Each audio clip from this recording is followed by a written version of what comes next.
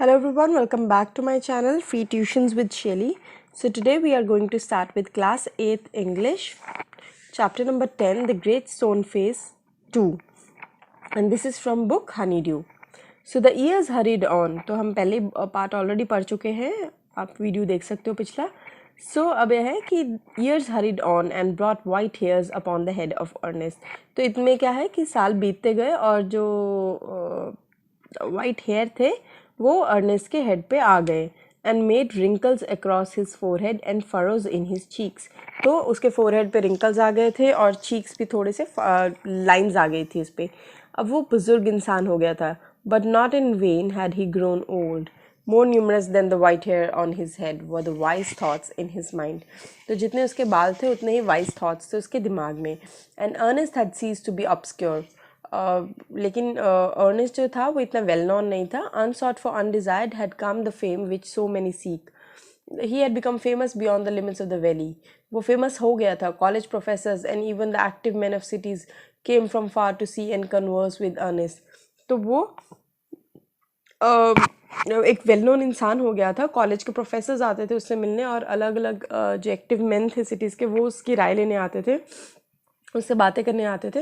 And he received them with gently sincerity and spoke freely with them of what ever came upmost और ले deepest in the heart of the own. तो उसके दिल में जो भी आता था वो उस हिसाब से उनसे बातें करता था.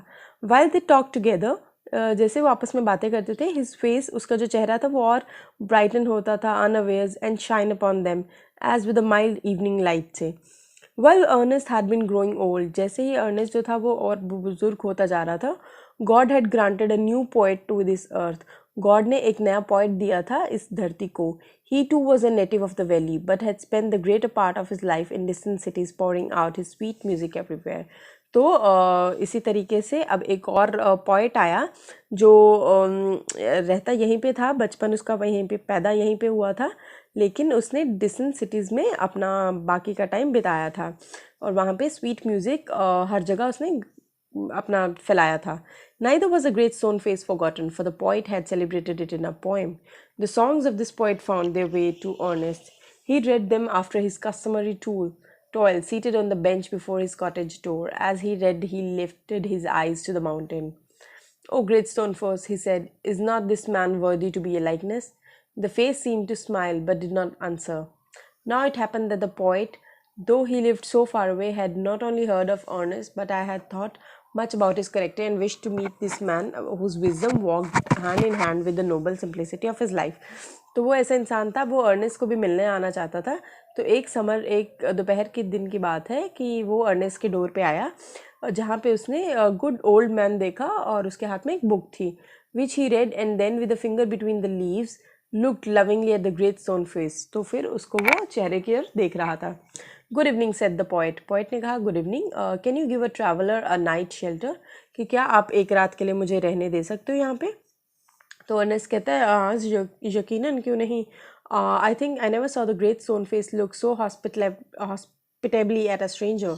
तो वो कहता मैंने कभी नहीं देखा कि ग्रेट स्टोन फेस जो है वो इतना जेंटली, इतना काइंडली एक स्ट्रेंजर की मदद करता है. The poet sat down beside him and he and Ernest talk together. तो पोएट जो था वो उसके पास जाके बैठ गया और उससे बातें करने लगा.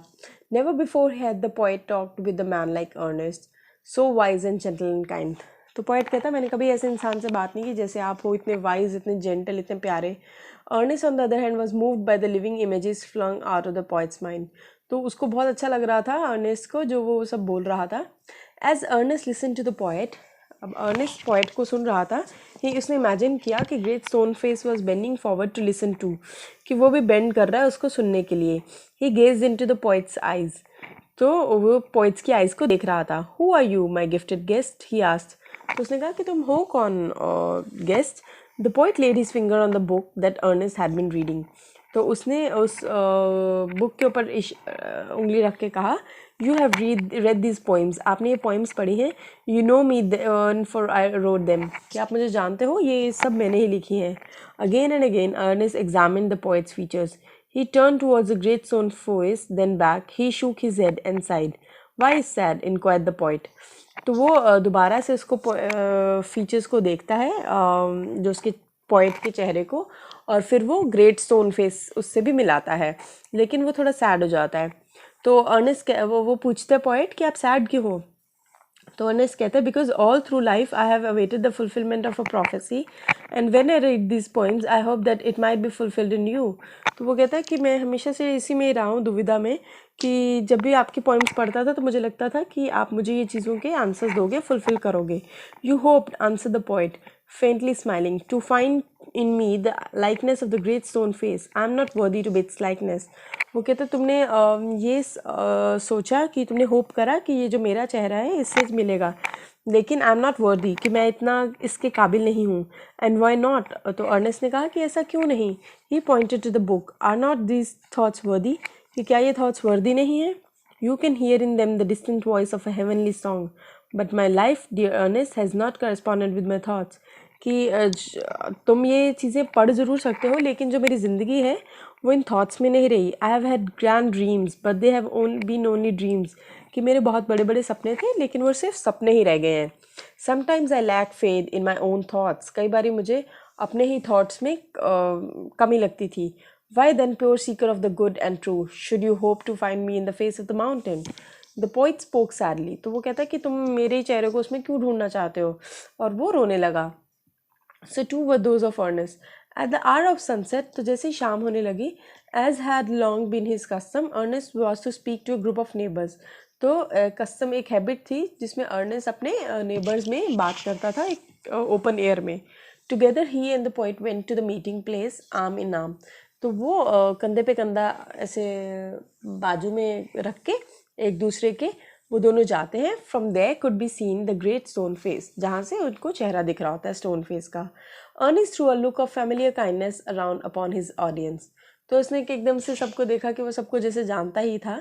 ही began to speak to the people what was in his heart and mind, तो वो लोगों को बात करने लगा कि उसके दिल में और उसके माइंड में जो भी था। उसके वर्ड्स में पावर थी बिकॉज हर कोई उसके थॉट्स के साथ अग्री कर रहा था। एंड हिज थॉट्स हैड, उसके थॉट्स में रियलिटी थी, डेप्थ थी, because they harmonise with the life which he had always lived. तो उसने क्योंकि हमेशा से अग्री किया कि वो भी जो भी उसने ज़िंदगी जी, it was not mere breath that the preacher uttered, they were the words of life. वो सिर्फ ऐसे वर्ड्स नहीं बोल रहा था वो, लेकिन वो वर्ड्स जो थे वो लाइफ के थे। A life of good deeds and selfless love was melted into them. The poet, as he listened, felt that the life and character of Ernest was a nobler strain of poetry than he had ever written. कि वो सच में इतना अच्छे से वो बोल रहा था कि उसने इतना तो अच्छा कभी लिखा भी नहीं था। His eyes filled with tears, उसकी आंखें जो पोइट की थी वो रोने लगा। And he said to himself, उसने खुद को कहा कि never was there so worthy a sage as that mild, sweet, thoughtful face, कि कोई भी इतना वर्दी नहीं था जितना ये चेहरा thoughtful है, with the glory of white hair diffused about it, कि हर जगह उसके वाइट हेयर आ गए थे। At a distance but clearly to be seen high up in the golden light of setting sun appear the, तो इतने में ही वो जो वाइट मिस्ट आने लगी ऊपर से, like the white hair around the brow of Ernest. तो जैसे ही अर्नेस्ट के जैसे बाल थे वैसे ही उसी तरीके से उसके भी वाइट हेयर आने लग गए उसके ऊपर, मिस्ट की तरह जो पहाड़ पे गिर रही थी। At that moment, Ernest's face took on an expression so grand that the poet was moved to throw his arms up and shout, "Behold, behold! Ernest is himself like the likeness of great stone face." तो इतने में उसकी नज़र जो है वो उस पहाड़ी पे पड़ती है और वो देखता है कि अरे ये देखो अर्नेस्ट ही है वो इंसान जो ग्रेट स्टोन फेस से मिलता है। So then all the people looked and saw that what the poet said was true. तो सब ने देखा कि अरे यार सच में ये तो सही है।